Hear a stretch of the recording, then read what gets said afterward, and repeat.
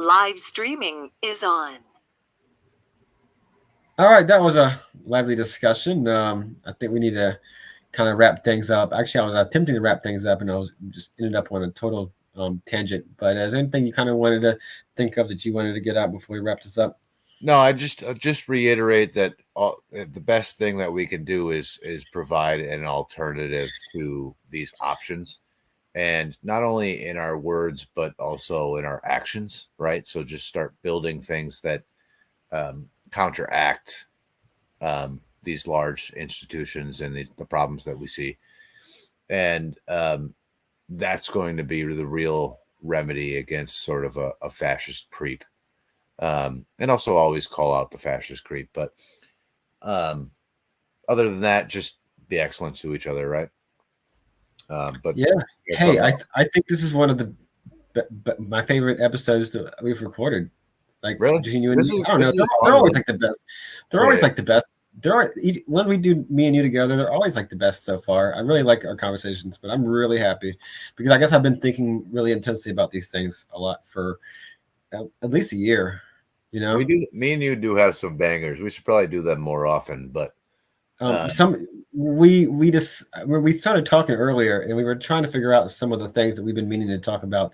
You know, about progressives and fascists, and you've had those bottled up for quite a while.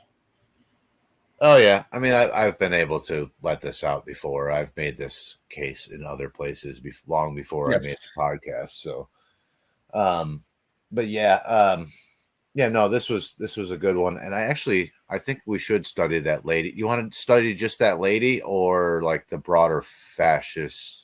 Yeah, I was actually, so part of this is so fresh in my memory because I'm literally like partway through a podcast. This was what Mutual Exchange Radio, and I'm not listening to exclusively like Anarchist content they did, but I was actually listening to C4SS's Mutual Exchange Radio with Shika Damia, who's doing she has an institute for like studying populist authoritarianism from a classical liberal perspective.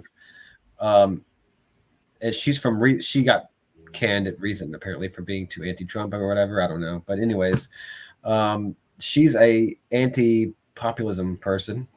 Okay. I've used that word in various different ways. So I don't know, but in a sense of kind of this type of populism. So yeah, this political ideology of populism. Yeah, sure. Yeah. Sometimes I think it's maybe a good shorthand for anti-elitism, but it's also shorthand for fascism. I know that's the weird thing is like, how did populism become this, right? Like what to be like sort of populism could be just the opposite of elitism. So you want power to people, right? The populist. Yeah. I don't know. So go ahead. Anyways,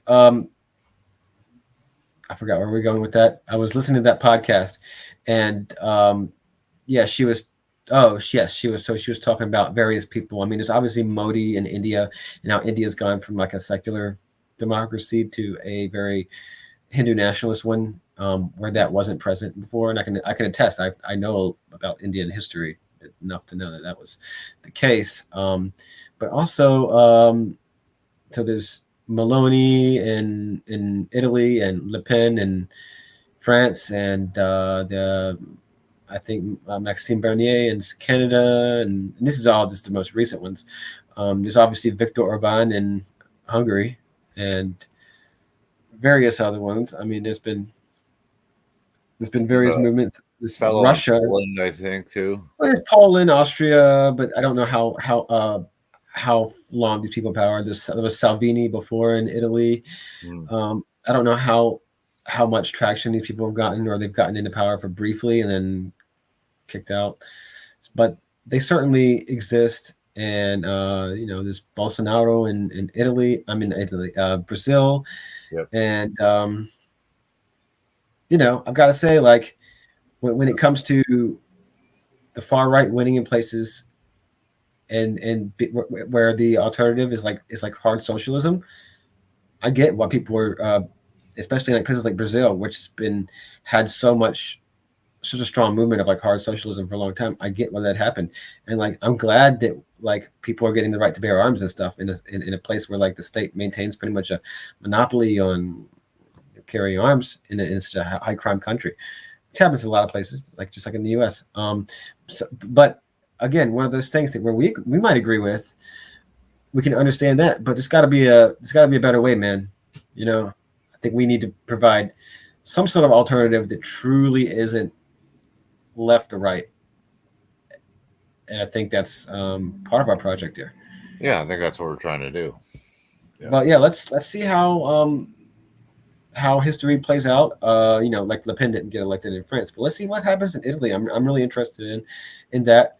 Let's look at that and let's see. I think we could do a lot critiquing her and other people like her for sure, because you're going to see a lot of.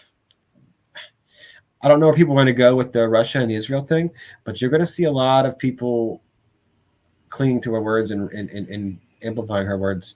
I guarantee it. So, I mean, hopefully this podcast also gets out there and gets out to more listeners. And we definitely advocate like our listeners and fans to spread our message, recommend our podcast to people and retweet and all those things, share the links and amplify our message for sure.